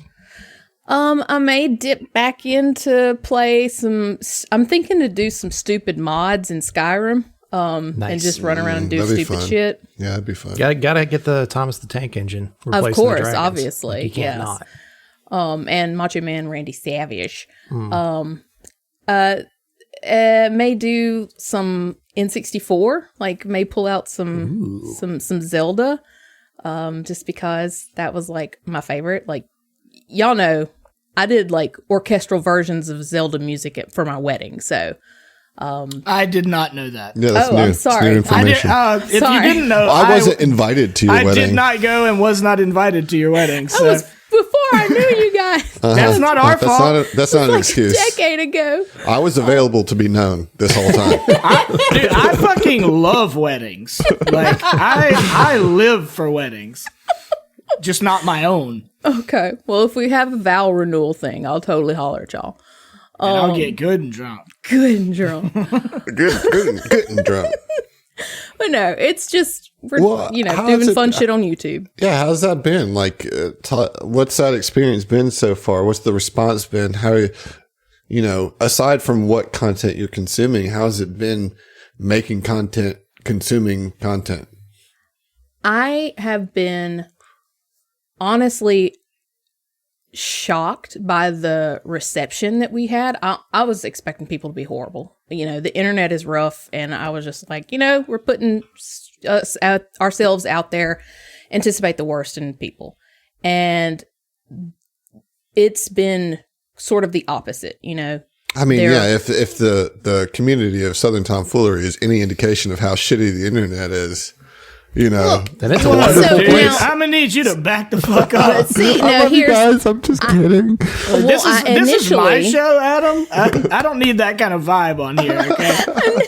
Initially, I was like, it'll be fine. All of our awesome listeners for podcast are amazing. And then I was like, Emily, this is going to be a very broad spectrum. Yeah, you're going to of people. YouTube. It's a different Yeah. world. Yeah. And this is just, movie reactions. It's not a specialized format like TTRPGs. Like, it's a niche group, that we're in. But YouTube is, shotgun. And I was scared, but people have been majority really nice. And the ones who have been assholes, it's just like, they're obviously trolls. Like, if you misspell the word "the," I Sorry, mean, I'm I'm done. gonna let you yeah, know. I will let you know. If your grammar is wrong, I'll let you know. Well, where can we find these things? just hop over to the YouTubes. I think we'll drop a link in the Discord at some point. But just literally YouTube and search Summerlin Creative. Yeah. And if you're watching this on YouTube now, then there will be a link below. Cool. Yeah. And if you don't mind, please go ahead and subscribe. Yeah, do you like Go ahead that? and smash that subscribe Smash that button. All that. Smash that that subscription subscribe. button and hit that bell to get All right, notifications. look, I gave you this opportunity, and now you're just like shitting all over my kindness. That's what I do best. Keith, you open the door to these two jokers tonight. You knew this. You know this, man. Heard. Yeah, no, I mean, that's cool. In all honesty, it's awesome to see that you've had some success with your reaction movie video channel, and I wish you well on your video game channel. I hope that isn't more toxic, but I don't trust the video game world out there. But I really do hope it goes well for you, and I'm glad you've done as well as you have so far. That's awesome. Thank you. I think it's about time for some trivia. Ooh, we got the trivia. We got some tough questions for you guys tonight. Just a quick reminder how this works. We do 3-month rounds. All right. And so we total up points over 3 months of Tom Talks. And at the end of each of those 3 months, we'll do a giveaway to the person that has the most points. I can't remember if we allowed 2 people to score or if it was just the first person. I think it's just the first person. It's first person. First person to write the answer in the Twitch chat will get a point. We have an easy question. We have a medium question. Oh, it is the first two. We're getting it from the chat. They would know better than us. We just run the show. That's true. So the first two, and there's going to be a 10-second time for you to answer the question. Easy, medium, hard. Let's go ahead and get started. The easy question tonight. Heath, do you want to ask it? Yeah, I was going to ask all of them. Okay. It's his show and all. Guys. Yeah, shit. Yeah.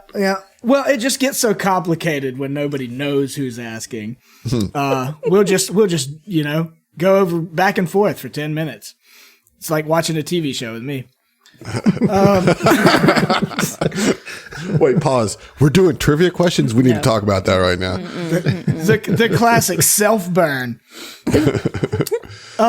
Okay, yeah, our first question, the easy level question for the evening. And I mean, I think the fact that this is the easy question should give you some indication as to how difficult they're going to be. They're all Ziva related tonight. Yeah, and all of them are Ziva related because Emily is the guest tonight. She should ask the question. We catered them to her. All right, see what I mean? Hold on.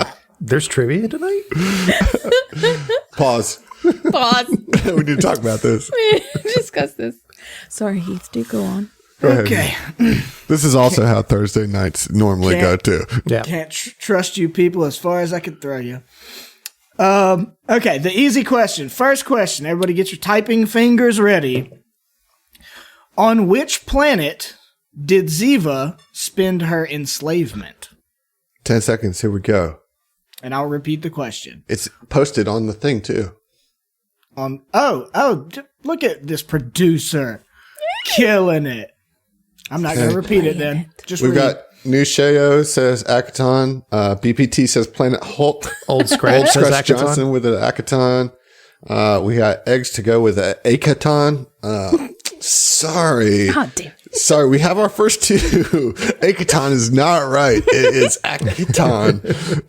Old Scratch Johnson and Nusheo both get a point. Mark it down, Josh. Yep. All right.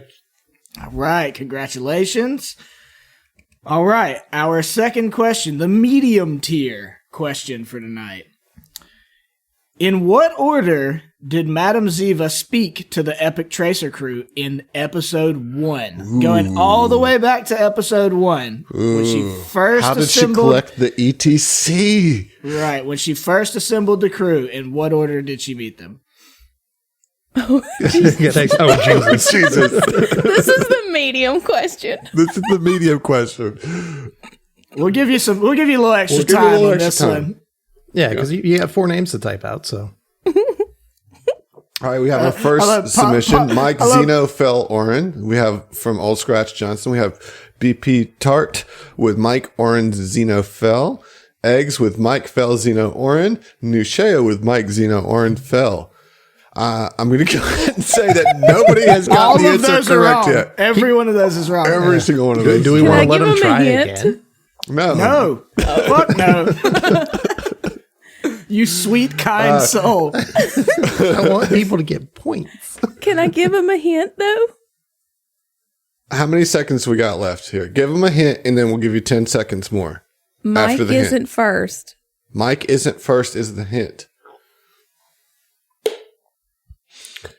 All right, we have some new submissions here. We've got from Buster we got Knuckle, one. Oren, Fell, Mike, Zeno. We have one from X to Go, Fell again, Zeno, Fell, Mike. We got Old Scratch, Fell, Oren, Mike, Zeno, Nusheo, Fell, Oren, Mike, Zeno. All right, I'm going to go ahead and call it. Only one of you is going to get the points here, and Buster Knuckle, you are the winner in this medium question. This one, I will say, I understand it can be a little confusing because the way that we recorded the first episode, I could see you thinking that Oren and Fell were switched. Oren answered right? Oren Oh, yes. answered the Yep. door. Yep. Because Fell was elbows deep in the Epic Tracer, and Oren was sitting there on his ass reading a book. Oren was being an asshole trying to make Fell answer the door so he could keep reading his Louis L'Amour novel. Yep.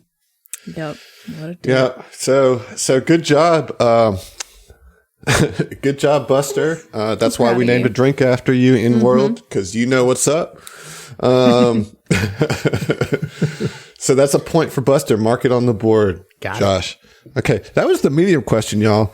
Hard question, Heath. What do we got? Okay, this one is tough. You really needed to have paid attention to some not the direct main story stuff. The hard question, last one of the evening. What are the names of Madame Ziva's head of security and head of personnel? I'll even give you a hint. One is a Shabbat, and one is a Akeshti. Keshti. Lizard. Lizard. A little lizard. We got our first answer in here. We got "Oh fuck" from Eggs. That's his. We've got Nusheo with Etrim and Uli. We got Old Scratch Johnson with Etrim and Uli. That's it. Yeah. We have two correct answers there. Damn, Etrim and fam. Uli is correct. Nice So proud job. of Maybe Little that Mike should have been and the Mama medium Babushka. question. I don't know. We don't know. Lil Mike and Mama Babushka. Little Mike and Mama Babushka. Yeah. And now I can't wait for Adam to bring in like a dwarf version of Mike. Oh God. Oh my goodness. Lil Mike. Little Mike. Little Mike. Short and mouthy. Yeah. All right, well, that was trivia. Good job. I think Nietzsche and Old Scratch kind of pulling away with the lead for this one here. But there's always next month. And we don't know who the guest is. And we're not going to tell you because we're not going to give you an opportunity to know these answers. You just got to already know. And also because we haven't planned anything yet for the next one. All right, so last up, man, one of the things we look forward to so much here at Tom Talks Alive every time, we got our listener questions segment. It looks like everybody tuned in for this part. Like we have our most viewers right now for listener questions. So I mean, there's some my favorite burning part. questions out there, I must expect. You know? Yeah, and while we're asking these, by all means, continue submitting more if you haven't already. Give me your questions. All right, so, first one, big surprise, comes from Bipolar Pop Tart. What kind of corruptions do you think would make you develop as a person? Ooh. Like for your character, if your character had a corruption. What corruptions would make you develop as a person? Yeah, like say you're role playing a character that has a certain type of corruption. What type of corruption would make you, Heath, be a more fulfilled, fleshed out, developed, whatever person? Yikes. Somebody else. Save me. Role playing someone with a selfish corruption, I think, could make you the person a lot more self-aware. Because as a human who has had issues with setting boundaries and saying no to people. I think that having a kind of corruption for your character that makes you be more selfish, more, self-aware, would make you reflect as a person like, oh, you know what? This character is taking care of Y-O-U-M-E. I should also do that for me. Yeah. Yeah, And this is why it's dangerous to bring corruptions to your table. No, man. No, I'd say one that deals with anger and or confrontation. I'm generally not a very outspoken, angry person. You just need my corruption. I mean, that might help me grow as a person because that's not something that I typically do. Mm-hmm. So to have an outlet to do that or to force me to do that might help me somehow. I don't know. To experience something that I don't usually do. I think for me, something that highlighted a negative aspect of my own personality, if I saw that kind of play out a little bit more viscerally and like, oh, well, I'm just playing a character, but then I actually see some of the consequences of some of that would probably help me as a person try to avoid that type of behavior in real life. So, for me, making sure not to get too involved in my own ego or my own expectations, those type of corruptions would make me face those things about myself in a more real way. And I think that would help me grow as a person, kind of seeing what happens if you indulge in those, I think, for me, like, this is actually something I've thought about, maybe making a character eventually.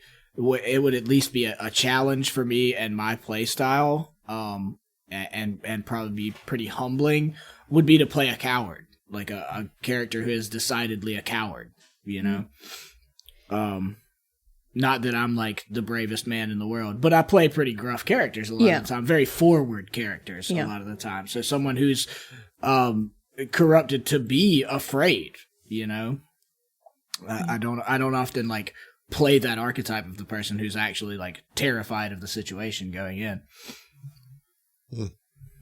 About it. Good question. Yeah. All right, so Turtle Mike. A second question. Turtle Mike. From, I'm assuming this is pronounced Earl, but it's ERRRLLL. Yeah, so, I think his Discord name is ERL. ERL, okay. Yeah.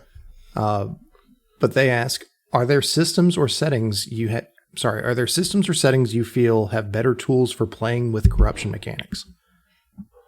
And I'm just going to, I guess, answer for all of us in that we don't really have enough experience in other systems that have corruption mechanics to really make a call. This is our first deep dive into true corruption mechanics. Now, we've all played Curse of Strahd, which has a dark gift type of deal, but that's late game, and it's not. And everyone doesn't have to take it, right? And it's not necessarily a whole system of mechanics. It's more like here's a one-time kind of deal. And it's fairly even keel, one bad thing, one good thing kind of type thing. Mm-hmm. So. I just got so distracted by a comment that I'm not going to talk about. Yeah, we're not asking that one, Egg. You were right. Yeah, we'll answer that one later in Discord. I'm just going to say no. No is the answer to that question. Anyway. Another one from Bipolar Pop-Tart. How do you combat systemic corruption, like bribing the GM with cookies? Oof. I don't. I try to use systemic corruption to my advantage every single time that I can. Likewise. I bought Adam 2 Christmas presents. Oh, is this meant to be a bribe? I have to put that in my ledger. It certainly couldn't hurt. In your ledger? It certainly couldn't hurt anything. I have to put it in my influence ledger. I didn't realize that. I do want to say I got Adam 2 Christmas presents because it astounded me that him being the guy that got us into Starfinder, that's run us through all of this adventure so far, Adam didn't have any physical copies of the Starfinder books. So I got him I do air quotes, the pocket character operations manual. I don't know whose pockets they're talking about. That's not fitting in a damn pocket. It's the size of my fucking head. What the hell? This is a pocket. And that's a good size book. But like, I'm glad it's this size. Like, if I had known that this was the size of the pocket editions, this is what I would have been getting all along. Like, this is great. I actually prefer this to the hardback. It's still readable, and I don't know. Like, I like it. I like this size. I'm glad you liked it. I felt kind of bad. I was like, I hate that I'm skimping on the pocket version, but it's all the games. But I did get the hardcover of this, which is my favorite additional book that Starfinder has put out. I think this is the best book number 2 that you should get, personally. No, it is. The core rulebook and the character operations manual are the core rulebook. You know what I'm saying? Like, to me, that those two combined are what the core rulebook always should have been. Yeah. Right. You know? Right. Not that I'm hating on, like, Starfinder, but, like, they make the base game, in my opinion. So much fuller. But I will say, because I got you the pocket version, that allowed me to justify getting you the character operations Well, manual. I have the 2 physical books that I would want to have in these, and this is what I would recommend to anybody just starting Starfinder. This is it right here. I would add the Pact Worlds if you really like lore. Yeah, that's book is so good. You don't need it to play. You don't need it to play, but like especially if you're wanting to do homebrew and like go to any of the Pact Worlds locations, get that book. It's so good. Yeah. Word. All right, next question. Next question is a question for Emily. Do you have any tips for someone playing an envoy, specifically a Skittermander envoy? Oh. It's from Buster Knuckle. I've got advice, but you go ahead. I would say, so for me, it's difficult because like I pretend to be more confident than I am. And I think that's like the whole envoy thing, is just a lot of confidence. And if you don't, just fake it till you make it.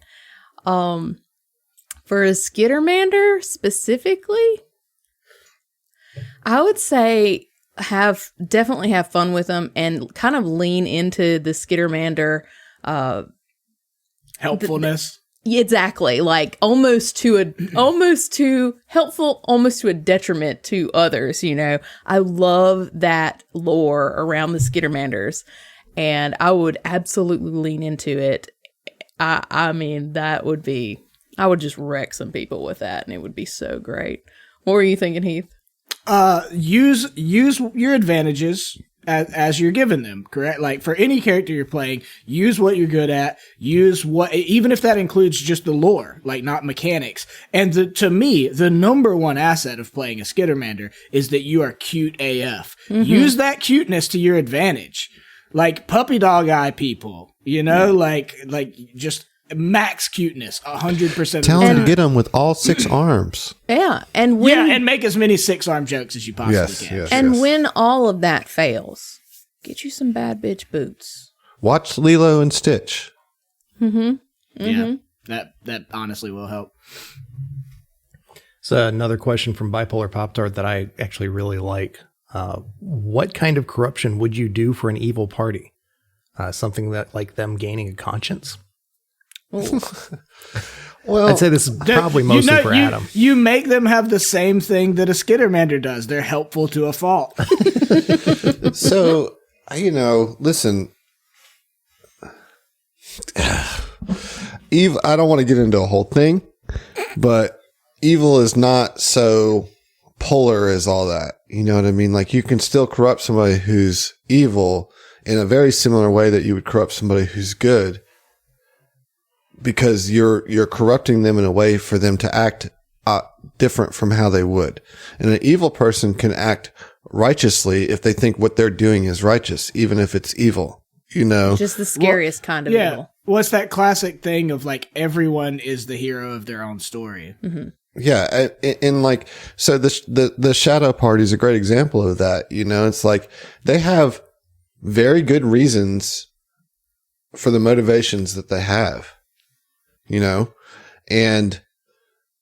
but like, if I made them still susceptible to, well, let's not use the Shadow Party, but let's say evil person still susceptible to bright light, making them not very good at what they do, that's still a corruption. Or like, I could put that on the intimidation one, on the evil one, that it just forces them to go further into their characteristics than they would normally do. An evil person can be controlled and calculated. Doesn't mean that they're just kind of blasé, want to kill everything, you know. Evil does not mean murder hobo. Right. The most evil is usually very calculated and controlled, you know, and so a corruption would distort that and would throw wrenches in that. So I wouldn't change a lot of how I would approach it. I wouldn't make them do good things. Like, I guess what I'm saying is, I don't think corruption means opposite of your alignment. That's not what corruption means. It means corrupting what you would do by enhancing your worst traits, you know? Yeah. Yeah. Well, and like you mentioned the intimidation type corruption or whatever. If you have like a Randall Flagg character, a Severus Snape character, and then they have to like intimidate people at every chance they can, well, that's not how they normally would work, and that's not how they're normally as effective at what we view as being evil. Right? So I hear you. I agree with your sentiment there, because like it is easy.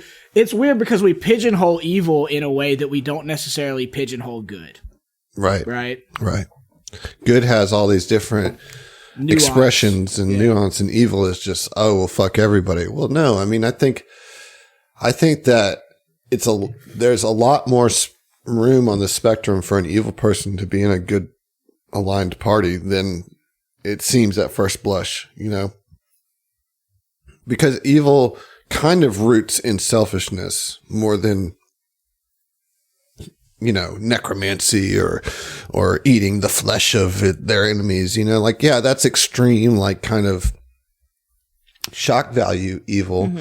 But you can be evil while thinking that you're doing the right thing, you know? And I would argue almost always that is the case. I mean, like your, you know, crazy cannibalistic psychopaths or whatever, that's the extreme exception to the rule for when you really think about like what drives people to do evil things, right?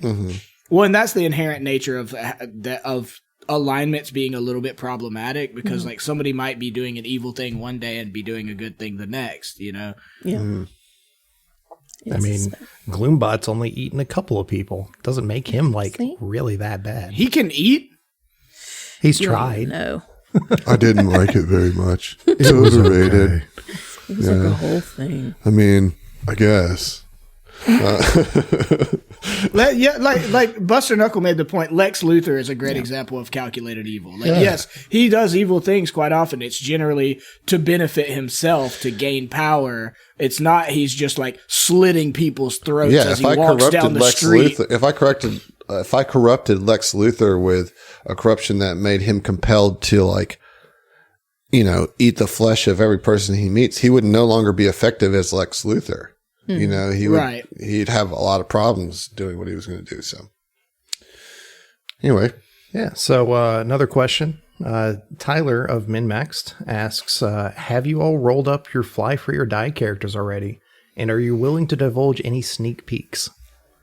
This is tricky, right? Yeah. Before anybody says anything, I just want to say this is tricky. No one feel pressured to reveal anything you don't want to. I will say for my own part, I've had an idea. I started playing around with builds. I have not locked anything in. But I mean, like, you guys say whatever you want to say. I don't mind revealing something like the class I intend to play. I can tell you, I don't know shit. Same. Yeah, I'm reluctant to give too much info away now, and not really to protect it from a spoiler standpoint, but we're still in the very early stages of what if putting you this change together. your mind, right? Yeah. And like, anything that we would say now, it's not locked in. We haven't had our session 0. We haven't had our session -1 about this. We're right now just excited about the concept of it and talking about how, what's the logistics of it? How are we going to do this? What kind of mode and tone are, we're giving Zach the opportunity to read the first 3 books of the AP first before we really, really commit to anything. And then he's going to give us the input that's necessary for us to make characters that will fit this campaign, Right. And, we've said it before in TOMTalks and GM happy hours and everything, but the importance of knowing the tone of the campaign and that being involved in the character creation is paramount.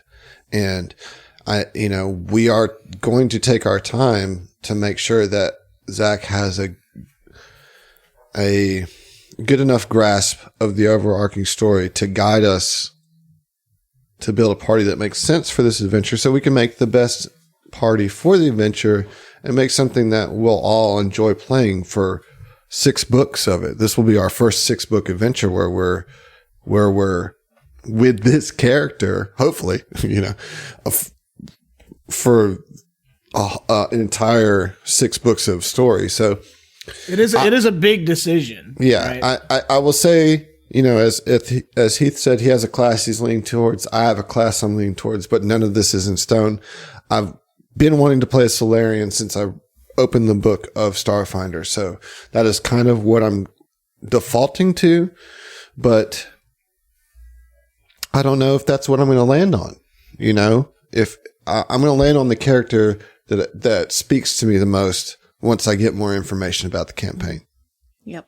Yeah.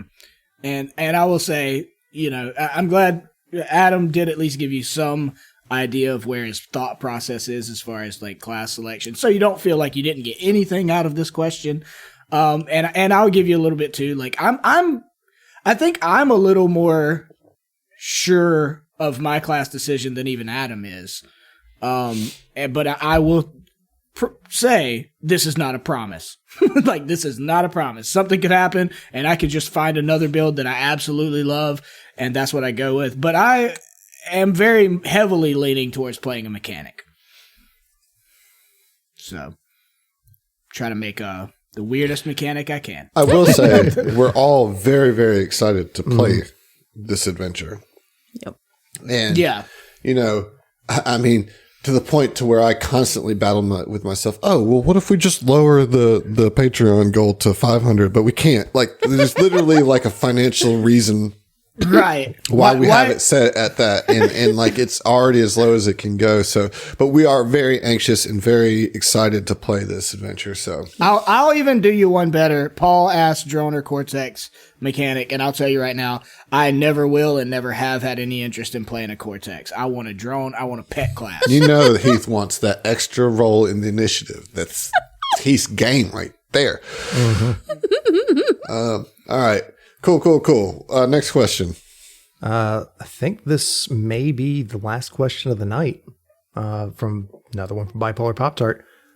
For Emily, if you could switch out Ziva for one character in a movie that you've watched so far for your YouTube channel, who would it be, and why is it John Connor from Terminator 2? Well, it's been great being here tonight. Thank you guys so much. I do have a question. John Connor or Sarah Connor? Yeah. Oh, He no. wrote John Connor. Okay. He meant John because I disliked the actor who played. Yeah, that's a reference to her. Okay. Yeah. Okay. I do want to answer Buster Knuckles' question that he put just in there, because I do feel strongly about this. Buster Knuckle asked, would Adam suggest Against the Aeon Throne as an AP for a beginner group? And I 100% think it is the beginner AP for Starfinder. Don't do Dead Sons. Well, yeah, Do like Against that's the Aeon obvious. I Throne. think we've beat that to a pulp. I think, please don't do Dead Sons. I agree. Like, if you didn't know, we don't think that that's a good AP. against the Aeon Throne, it's not. Here's the one thing I will say about it: it doesn't give you the whole breadth of weirdness that is Starfinder. You know, like there's not a lot of weirdness to it, but it is a great intro with difficulty level, with having a clear cut enemy, with having a very tight and only 3-book adventure. So it's a good one to start with. And if they like that, they can either go to Signal Screams or you can start over with another AP that's the full 6-book deal. But I think Aeon Throne is by far the best one to start with on Starfinder. By far. My one reason for that, sorry. clear-cut enemy. Yeah. You know exactly from the get-go what the deal is, you know? And there's no question if you're doing the right thing or not. These are space Nazis. You're going after them. Fuck them up, you know? And the first book is really cool because it gives the party an opportunity to get to know themselves, and you have this nice tight little mini sandbox that gives everybody we can go do this thing first, or we can go do this thing. So you have all this great player choice involved in it. You have a nice little small group of NPCs. It's a great introductory module or adventure for GMs because it's not terribly difficult to run. You know, at least book 1, book 2 is a little tough with the prison, but you can figure it out. I promise.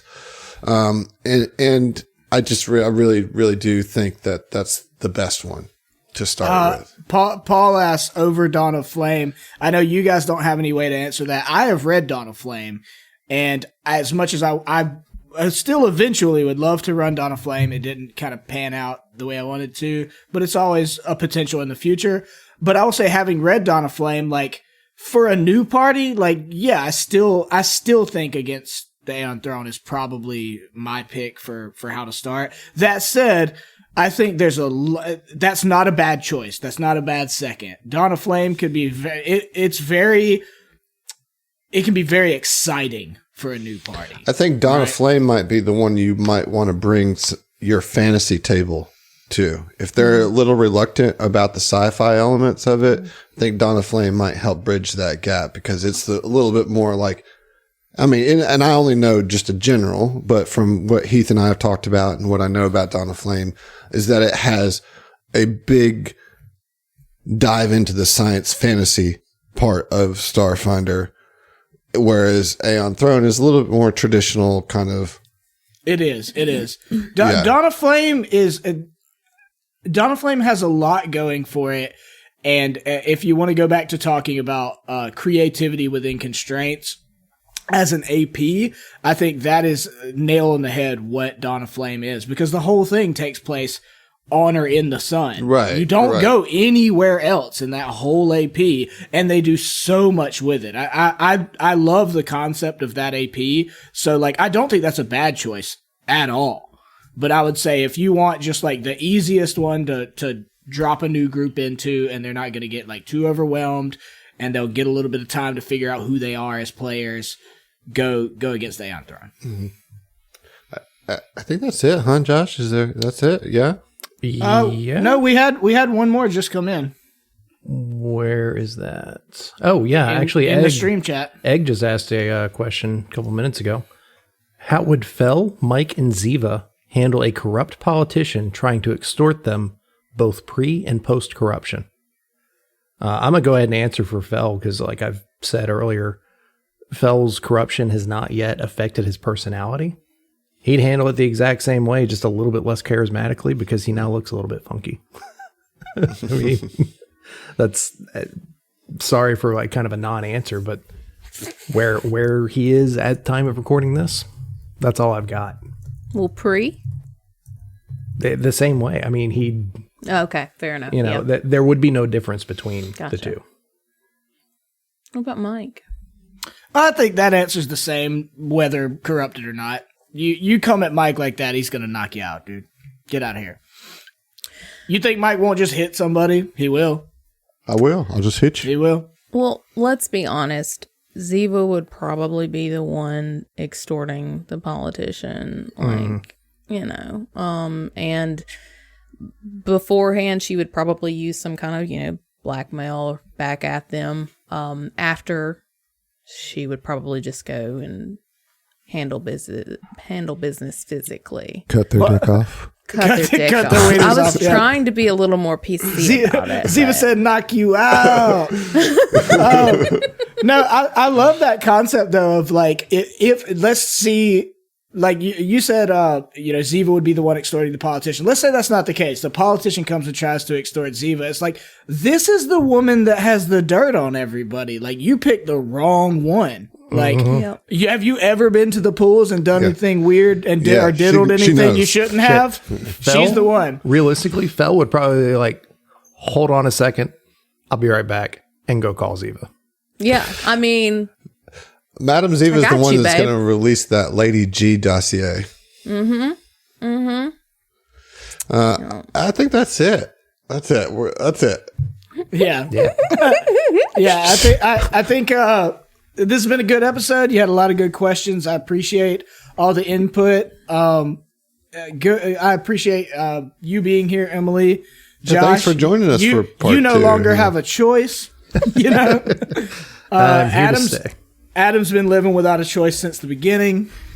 But yeah, it's been a good one. If that's it, I mean, if any of you got anything else to say that you'd like to say to the fans before we get out of here, before we say those famous words? I really do love you guys. Thank you for being here. Well, I love you too, love Adam. you guys. Or wait, And are you I talking to love- the listeners or I us? love you guys. Yeah, I love you too, Josh. Oh. That's fine. You broke him. I guess. You broke him. Oh, you sent him into gloom mode. Gloom. No, this has been awesome, guys. Thank y'all. I love hanging out anytime I can. Nice. Well, Paul, I see your comment. Thanks for being able to make it, man. I'm glad we caught you. But if that's it, guys, there's only one thing left to say. Yep. We'll see you. We'll see you. ya. I'll see you.